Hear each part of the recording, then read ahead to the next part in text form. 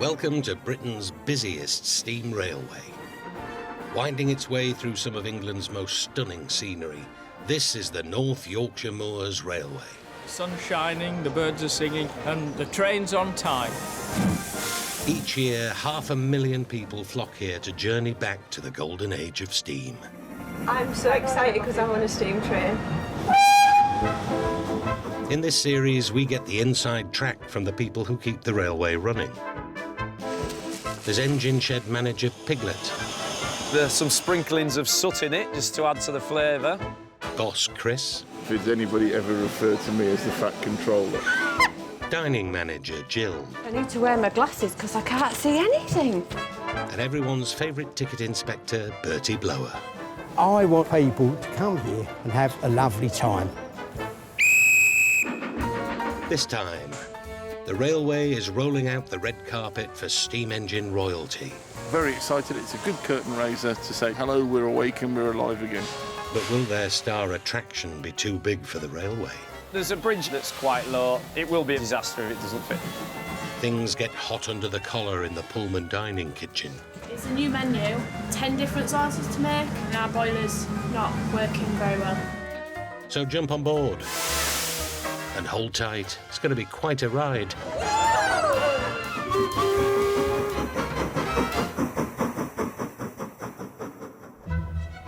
It's March, and soon the North Yorkshire Moors Railway will fling open its doors again for a new season. It's looking nice, the station, ready for the start of the season. Another year. Aye. Yeah, I'm looking forward to it. At 18 miles, this heritage line is one of the longest steam railways in England, taking in forested hillsides, lush river valleys and rugged moorland. It's amazing. Having this as your office every day is brilliant, isn't it? Beautiful scenery, a nice engine. You can't get a much better place. In recent years, the railway's even been allowed to run its trains on the National Rail network, all the way to the seaside. All the way to sunny Whitby. And with just a week to opening day, a small army of volunteers are busy dusting off the cobwebs at the line's 4 beautifully preserved stations: Pickering, Levisham, Goathland and Gromont. But behind the beautifully preserved exteriors lies a stark truth. The railway must make £7 million a year just to keep running. General Manager Chris Price is the man trying to balance the books. It's a very expensive thing to run, and the gap between success and failure is always very, very fine. There's always a knife edge we're walking on. So, to bring in the brass, the railway has taken the gamble of booking famous steam engine Royal Scot to run during opening week. It's a good curtain raiser to the rest of the world. Very excited about it. A star of the steam engine world, Royal Scot is due to pull in tonight. It'll be looked after by engine shed manager Paul Middleton, known to all as Piglet. Even Mrs calls me Piglet. I'm in her phone as Piglet. And if she shouts Paul, I generally know I'm in trouble, so I don't answer it, and I just do a runner. We've got the Royal Scot coming, so, I mean, that's going to be quite exciting, isn't it? I mean, it's a good way to start the season, you know. Piglet joined the railway 20 years ago as a paid apprentice. It's all I've ever done since the day I left school and my mum turfed me out and says, go find a job. Handbrake, please. As well as Royal Scot, the railway will be running 3 of its own steam engines during the opening week. Tight as a drum, that. Spot on. After a winter out of service, Piglet needs to make sure the old engines are ready to steam again. These engines don't look after themselves. Massively heavy on maintenance. Day after day after day, keeping these old girls running. But I love it, I love it. It's what I am, it's what I do. Don't know anything else. Piglet is one of over 100 paid staff the railway now employs. But it couldn't survive without the blood, sweat and tears of its 1,000+ volunteers. Former lawyer John Bailey now volunteers as a signalman and is chairman of the trust. It's 10 years since I retired. I've been a signalman 10 years. And still, when I drive in the morning, I have to pinch myself and say, Yeah, I'm really allowed to do this. I absolutely love it. You never get bored with it. It's become a real way of life. It's exciting and it's relaxing. I'm living the boyhood dream. The dream of reopening the railway began 5 decades ago. Built in 1836 and planned by railway pioneer George Stephenson, it was one of the very first railways in the country. It closed in 1965, but a group of dedicated train enthusiasts slowly brought it back to life. Since those early days, the railway has grown beyond all recognition. It's a £6.5 million turnover business a year. This railway needs to make money. It's people's hobbies, it's people's livelihoods. You have to be conscious of the bottom line. It has to generate cash in order to survive. And pulling in a portion of that cash is the popular Pullman dining service.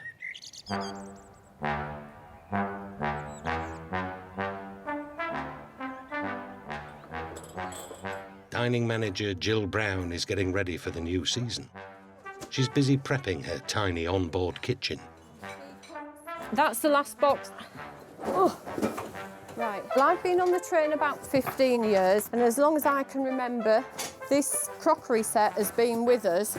So I'm not sad to see it go, because I'm sick of seeing it chipped. I'm a happy bunny. I'm the colonel on here. Just look at my apron. They all know it. Pullman dining is all about old-fashioned luxury and classic British food. In other words, posh meat and veg on go. You know, fine dining on an old train sounds very good, but sometimes when we have set off on a bit of a rocky start, we've had drinks on the tables and in the lap, and, you know, I've had to go down and apologise and make sure no one's drowned in it. Jill's crockery might be new, but dating back to the 1950s and 60s, the Pullman dining carriages are a step back in time. I'm just checking now that all my bulbs are working, because there's nothing worse than a nice romantic couple sat on a table like this and the bulb's out and they can't see each other. Oh no, we haven't. We've got a bulb out. This one's not going to work. Oh. First day on Saturday. It's fully booked. Hopefully we'll have a nice, happy, busy season. Over at the engine shed, Star Tern Royal Scot is due to arrive at any moment. Nearly everyone's clocked off, apart from Piglet and the shed cat. She's called Erica. I found her running around in here one day. I thought, what's that running around down there? And I had a look and it's this little cat. So I managed to coax her out from under the bench with ham out with sandwiches. And yeah, she's been here ever since then, really. She's always happy to see you, you know what I mean? She doesn't whinge, she doesn't moan. You're not lifting down. Come on, you can do it. Yeah. Ah, you little git.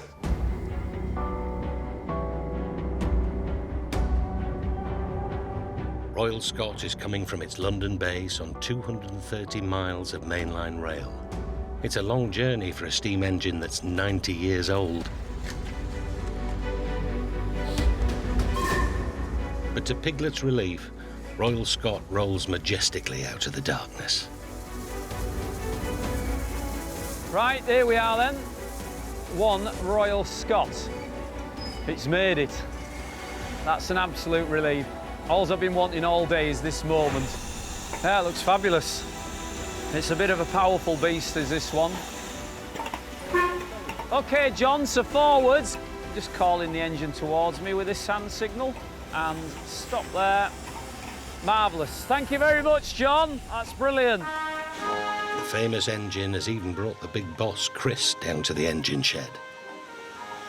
It's lovely to see engines arrive, but I'm the manager, so consequently I look at them as a huge liability. At a cool £2 a day, hiring Royal Scot is an expensive gamble.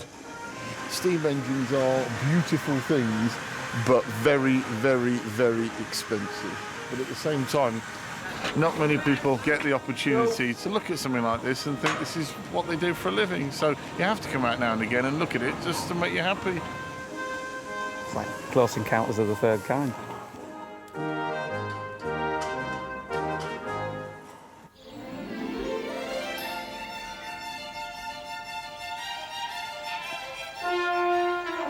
In 2 days' time, the railway will open its doors again for a new season. It's booked star steam engine Royal Scot to headline its opening week and hopefully pull in the punters. Yes, 6 tickets for the Royal Scot, no problem at all. Ticket sales have been going well. That's lovely, thank you very much. But before Royal Scot can run in the opening week, it has to pass a crucial test known as a gauging run. Hopefully it's got a tender full of water. This big and powerful engine was designed to run on mainline railways. But the Heritage Railway is a minor line with much smaller platforms and bridges. So we just make sure that the engine physically fits our railway. So there's a bridge at Green End that's quite low, and there's also the Pickering platforms on a curve. It will be a bit of a disaster if it doesn't fit, though. OK, Duncan. I'll see you down the station in a bit. So, yeah, first chance I've had for a cup of tea today and all. There's some sprinklings of soot in it, just to add to the flavour. And no chocolate sprinkles around here. It's all soot straight out of the Royal Scot, so it's all right. Keep me going. So that's what they call a true Yorkshire brew. Piglet needs to see for himself that Royal Scot can run the length of the line without any problems. These are the rock stars of the steam world. They're all a bit quirky and unique. So he sets off in hot pursuit. It's his 1.6 hatchback against the 2,000 horsepower Royal Scot. Ambitious lad. The first station is Goathland, a 5-mile sprint across the North Yorkshire Moors, and Piglet needs to get there first. We're racing the Royal Scot. That's left the station. Come on. It's quite steep round here. The poor little car struggles, but it'll get me there. The huge 125-ton engine was built to thunder from London to Glasgow. The problem with this engine is, it's like a lot of express engines, it's designed for the main line. We're doing 75 miles an hour. You know, it's like a caged greyhound, isn't it, really? Wants to go, but you can't, you know. The railway has one of the steepest climbs of any steam railway in the country. But the powerful engine's making light work of it. If only the same could be said for Piglet's hatchback. It's going to be a bit of a challenge, thanks to a council wagon slowing the road down a bit. Come on, get up the hill! Goathland is famous as the location for Hogsmeade Station in the first Harry Potter film. As if by magic, Piglet gets there just in time. Vauxhall versus Royal Scot, we beat it here, only just though. There it is. Piglet needs to check if Royal Scot fits under the line's lowest bridge. If the engine can't clear it, then the opening day's Royal Scot run will have to be cancelled. So that's the bridge I was a little bit worried about. It's quite a low bridge, that one. Come through its square. It can run a bit close to that. We can just about see it fits under just nicely. There we go. Next stop, Pickering. There's just 2 days before the big opening, and there's a lot of Royal Scot tickets left to sell. But the railway's head of marketing, Laura Strangeway, has got a trick up her sleeve. We're on our way to Yorkshire Coast Radio to talk about Royal Scot and about the launch of the season. Laura is new to the world of steam. Am I a train spotter? No. I have to admit, every train that comes in, unless they're a different colour, I ain't got a clue. But probably me being a bit thick in that area does help. 1 2 1 2. Welcome to Yorkshire Coast Radio. OK, Laura, so tell me about the Royal Scot. Exciting news. It's a big year for the railway this year. So it's the 50th anniversary. So to set the season off with a big bang, we've got visiting engine Royal Scot. And it's just a great way to start the season and go, here we are, we're running again. Laura's big marketing push won't count for anything until Royal Scot successfully passes its gauging test. Piglet and his trusty hatchback have made it to the next station, but Royal Scot is nowhere to be seen.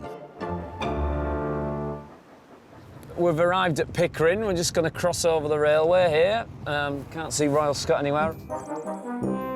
Piglet isn't the only one who's keen to see Royal Scot get to Pickering. At the grand old age of 82, Bert Blower is one of the railway's oldest volunteers. Bert was a train spotter back in the heyday of steam. Being a little boy in London, seeing the trains come out of King's Cross was lovely. Amazingly, Bert has still got his original train spotting book. I bought my book that I used to use to take the train numbers. And as you can see, it's the LNER Ian Allen book of 1948. I have covered it to preserve it, but that's the opening page. But it does take me back a bit. It's being back to the little boy again, playing trains, which is lovely. The Royal Scot is still nowhere to be seen. Well, you don't have a rush because the Royal Scot is currently at Levisham. And what time is it now then? It is 1 o'clock. Piglet urgently needs to know what the hold-up is.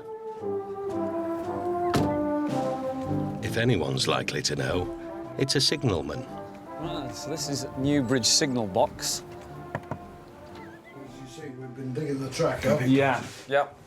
And all the parts necessary to put it back together again aren't here. And so we've got a car rushing along with the parts to finish it off, but it does delay the whole thing. Yeah, it will do, yeah. Newbridge. It's the all-too-familiar case of engineering works overrunning. The guys welding the rails together can't finish the tasks, which obviously prevents us running the Royal Scot over it, because it can't jump a gap. Until everything is safe to run on, we're not going to run it. So it's back to the hatchback for Piglet for another dash across the moors. The Royal Scot, being stuck at Levisham, the line's most remote station, presents Piglet with an even more serious problem. Getting stuck at Levisham is not good because there's no water there. There's probably a guard hose pipe, but you're not going to get sort of 5,000 gallons out of the hose pipe very quickly. Every minute Royal Scot is stuck there, it's using more and more water.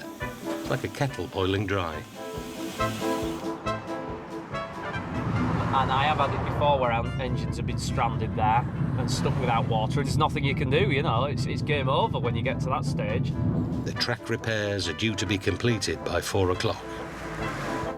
Piglet needs to know if the stranded Royal Scot will have enough water to last till then. Hello. Not quite gone to plan then? Hey? Not quite gone to plan? No. Well, everything's all right with the engine though? Nice. If it had an eastern seat rather than this piece of wood, but apart from that, it's all right. But yeah, you're happy with water. You won't have used a lot, will you? 2.5. Right. Well, just all we've got to do now is get it to Pickering. Good luck. It's back on the road to Pickering for Piglet. He's taken the gamble that the Scots water supply will last until 4, and that work on the track will actually be finished by then. Back at Pickering, it's gone 4 o'clock. Where is Royal Scot? Piglet's on tenterhooks. I know, I'm shaking. It's a cold of nerves. Like a typical rock star, we're sort of, you know, waiting and waiting and waiting with bated breath, waiting for them to appear, and they just keep you on edge till the very last moment, but I've got everything crossed. We just want it to come round the corner now. Come on. Excellent, that's what I wanted to hear.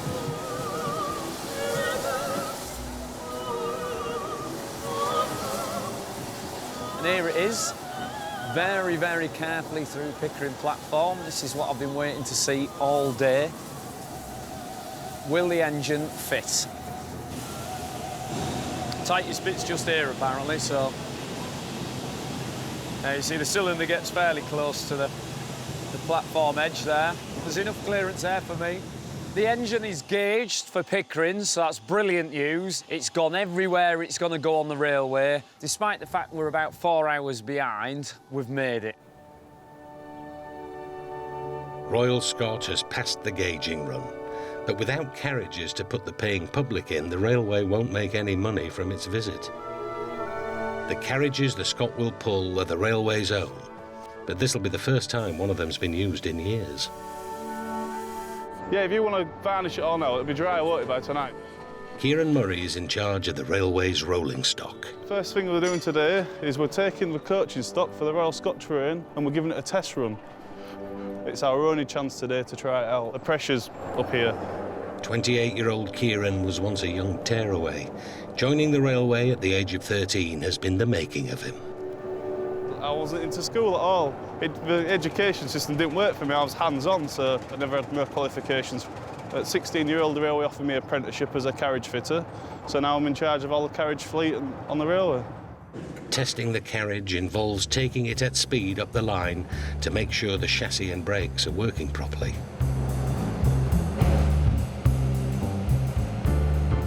It's going all right so far. We're running very smoothly, but we'll stop now. We'll have a whip around every coach, see what condition we're in. It's the only way to find out is just get them heated up and then trial them. After a 6-mile run up to Levisham, Kieran can now check to make sure everything's OK. Dave, I'm just stopping here to examine all bearings on 9235. You go down driver's side, I'll go down to the side. OK, I'll do driver's side. So what I'm looking for now is heating the wheels for over-braking. This coach has been out of traffic now 5 years, so it's the first time in 5 years it's turned a wheel, so it's a big thing for us. With the carriages running like a dream, Kieran and the Heritage Railway shall go to the ball. I think it's good that we're recreating the past to show people what it was like. I'd love to have been in the steam era. Yeah, I can imagine myself hurtling down the main line now on a steam locomotive. I think I was born in the wrong period, really.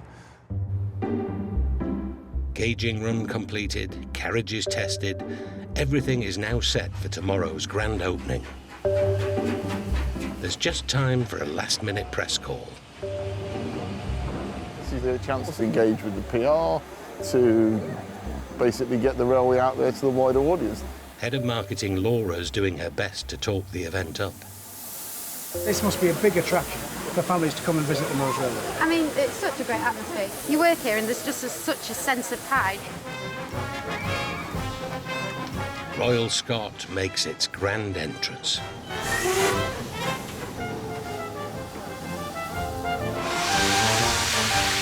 The media seem suitably impressed.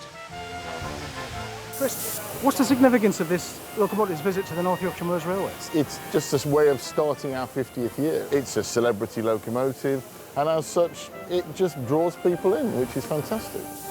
But the burning question isn't about the icon of steam history. Is that a highlight driving the train, getting to make it do the choo-choo? Well, we might just... Yes. Go on. Here we go, everybody. And the general manager is also getting the Thomas the Tank Engine treatment. He just asked me if has anybody ever referred to me as the Fat Controller. He did that to provoke reaction. Not in my earshot, no, not until about 30 seconds ago. OK then, everybody, right into the camera, big smiles, there goes. Oh, God.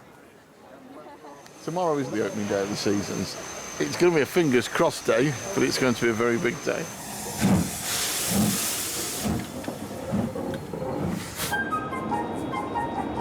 Today, the Heritage Railway is opening its doors again for the first time this season.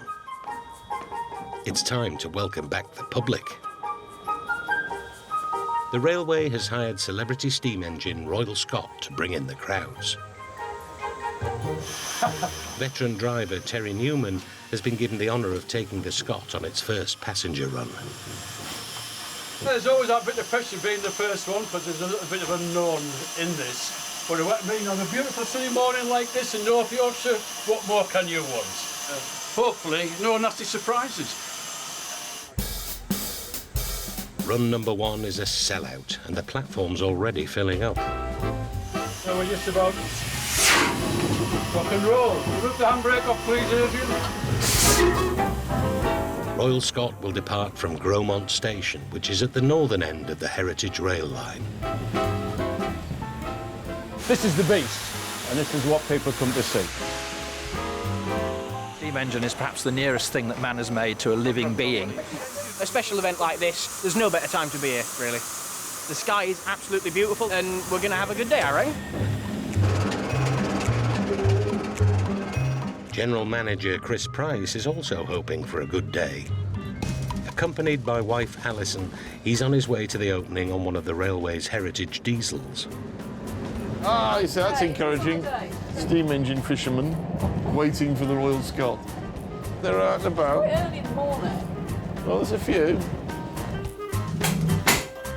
Oh dear, the boss's diesel train comes to an unexpected stop.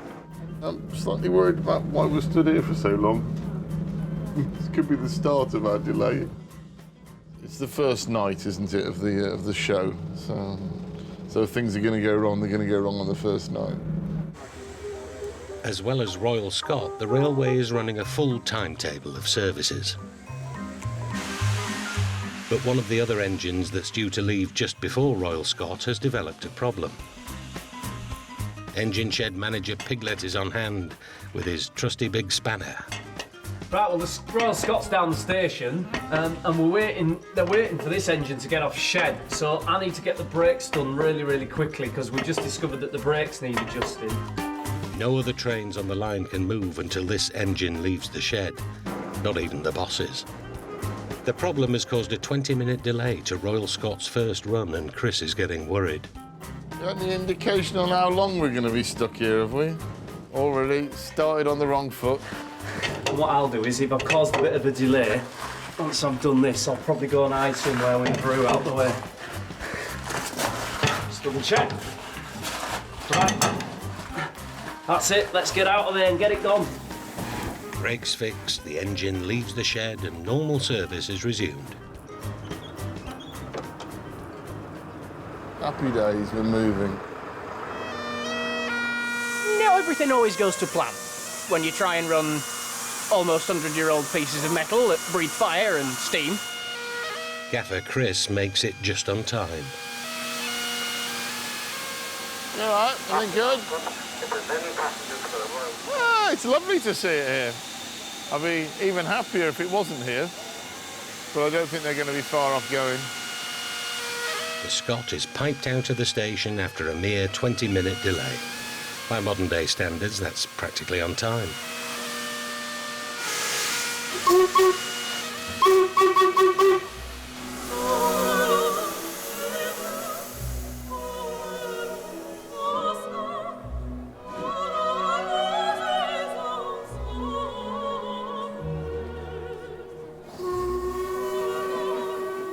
There's a whole beauty and magic about them, and I think that our railway history from the Victorian age is really some of the heritage we need to preserve.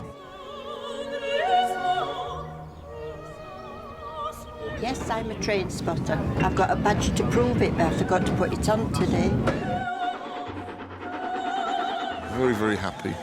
See, not only will we make money on the tickets for Royal Scot, but our catering establishment's busy, our shop's busy. It's all good.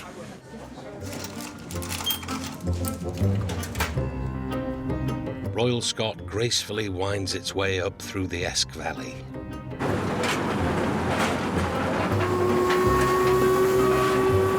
The 1 in 49 climb with 256 tons of packed carriages is a big test for any locomotive.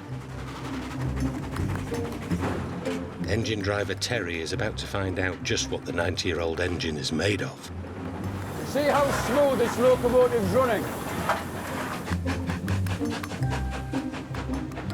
Terry and the old princess make light work of the incline, the railway's toughest challenge. Well, that's the first part of the journey over. Oh, really nice engine. Very, absolutely steam tight. No bangs and crashes. Very well maintained. The power output, absolutely. At the other end of the line in Pickering, former telecoms engineer Bert Blower is signing on for duty. You don't see people now dressed like this. It's back to the old days again.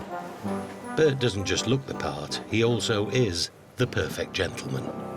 Onto the wooden one first. That's lovely. Right, you're on. Is that where we're supposed to be?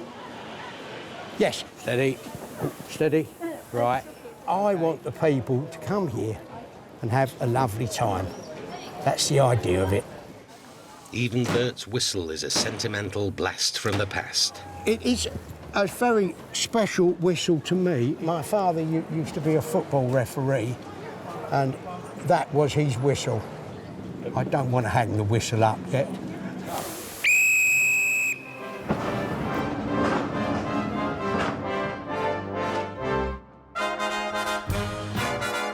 Back at Crowmont Station, the first Pullman dining service of the season is half an hour from departure.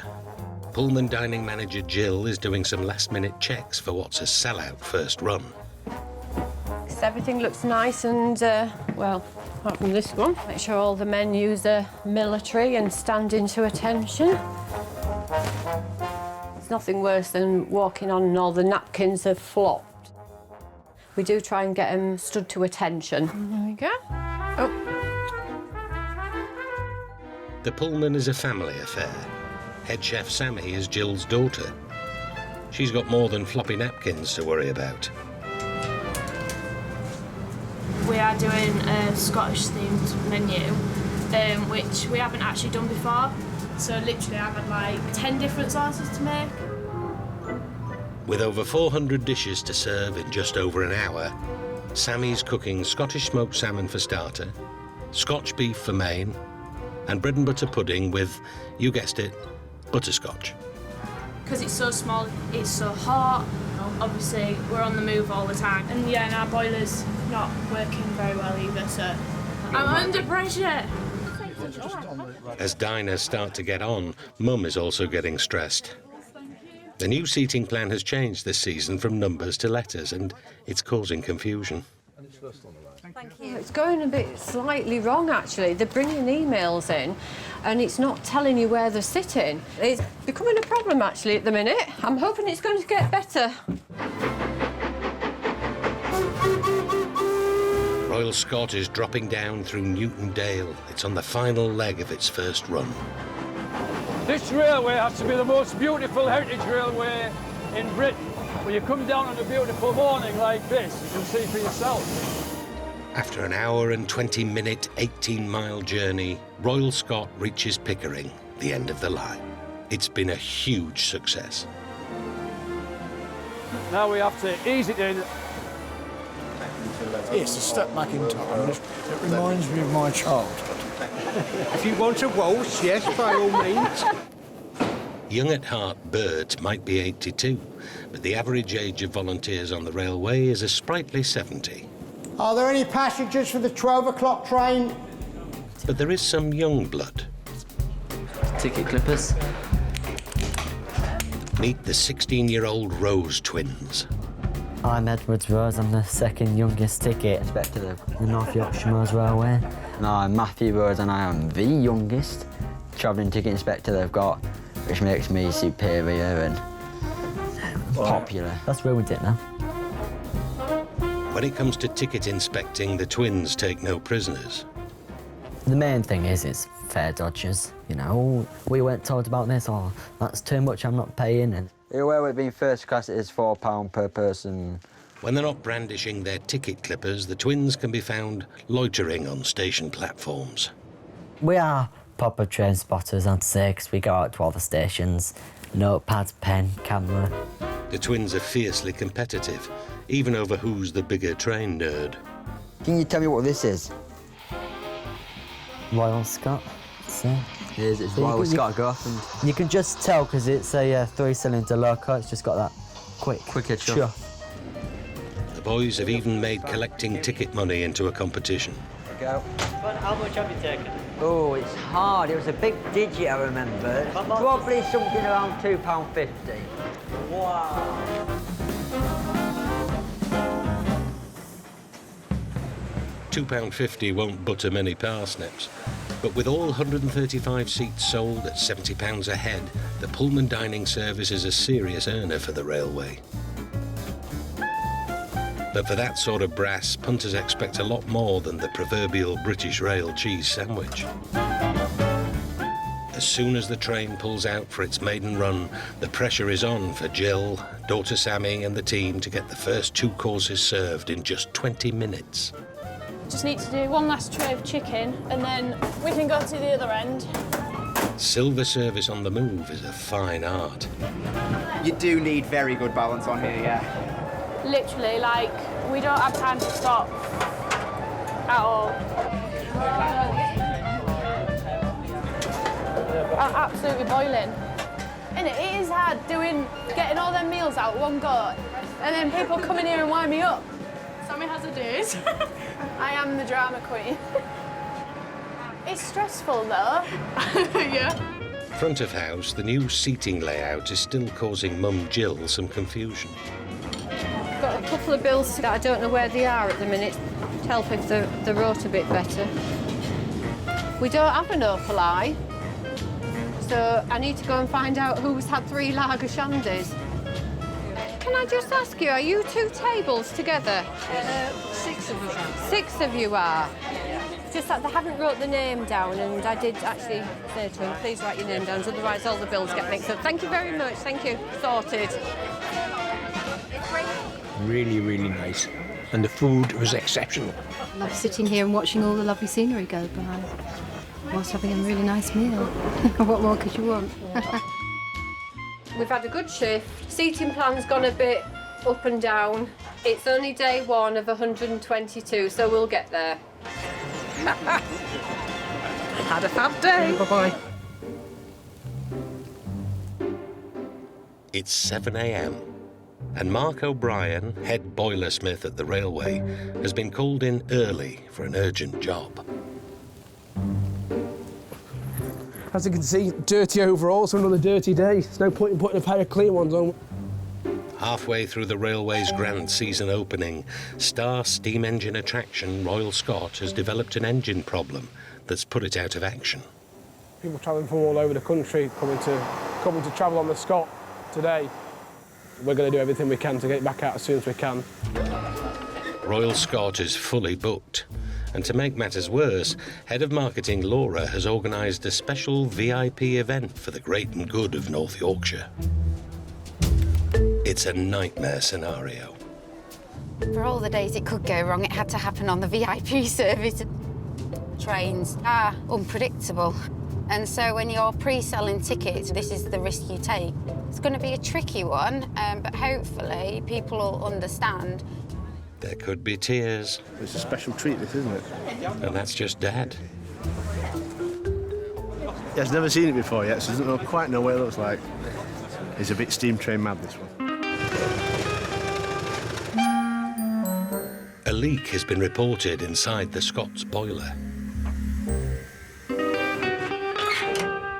If the Scot's going anywhere today, Mark's got to find the problem. There's only one way to do that. I'm going to go inside there. I've got my man on here for me. If anything happens, he can drag me out. Shine a torch down the length of the boiler, like that. And then I can see where it's leaking from. Mark discovers what he thinks is the culprit. And you can see that thing there. That's what's given us some grief. Every steam engine has a safety device called a fusible plug that helps detect serious boiler problems. That crust there is actually leaking from the outside of the plug. It's good news. Mark reckons it's actually the safety plug that's leaking and that there isn't a more serious problem with the boiler. Even so, Royal Scot isn't going anywhere until Mark has carried out the tricky job of replacing the defective plug. On the platform, head honcho Chris Price has arrived to give Laura some backup. I got a text message which said, "Ring me urgent, Scott's dead." It's not good. We've got upset passengers, upset group booking passengers.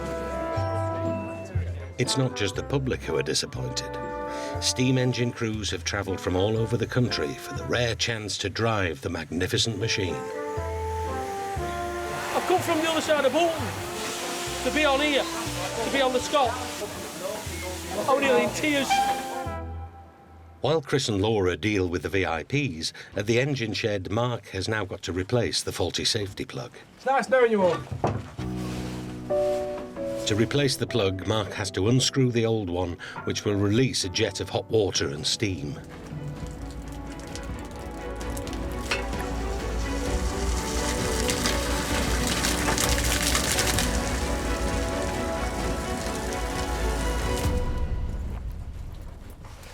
That's the old one, so we can now put the hose on, we can fill the boiler up, and then we can get fire in it. Royal Scot has now missed its first scheduled service. It's up to engine shed manager Piglet to get it steaming again for the next. It hasn't been long with a fire in it, but it is making steam now. I can't rush it, it'll come round when it comes round. But hopefully we might have it ready to pick up the second train of the day. The race is now on to get the engine's boiler steaming again in time for the next service in just half an hour. How's that fire looking anyway? We got any holes in it or anything? It's coming round now. I'll do that, it'll jump up 5 pounds. Hopefully. Back on the platform, boss Chris is desperate for Royal Scot to make an appearance. At this moment in time, I'm still not sure we're going to see it on the train. I want to see Royal Scot in the front of that train, then I'll be happy. It's having a good clean before it goes out. They're prepping it and oiling up all the oiling points, so... yeah, clock's ticking and hopefully we'll make it. The Scot won't be ready to roll until the boiler reaches 100 pounds of pressure. I've told Darren in control that there's a chance it's going to make it. They're 40 minutes late. Finally, the old girl's ready. Hello. Yeah, we're imminent about to move, just to let you know. Train will depart as soon as possible. Pig and muck comes to mind.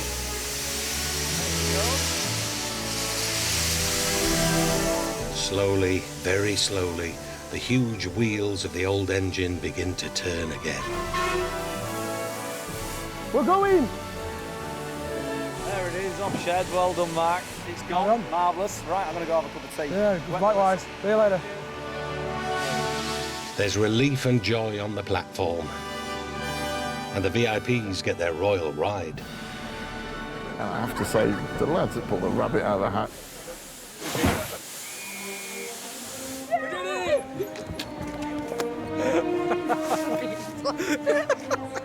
Yep, that's Royal Scot dirt, that is. All over your face and everything. Thanks. It's part of our heritage, isn't it? It's our past. It's what we were good at back in the day. It's always got that element of something going slightly Pete Tong, you know what I mean? Slightly wrong. It's, you know, but, you know, we've done it. Next time, the Easter holidays bring in the crowds. Thanks so much. But the railway struggles to keep up with demand. Well, they're just falling to bits as quick as I can repair them, aren't they? And a ticketing cock-up puts Laura in the firing line. This is suicide. This is career suicide.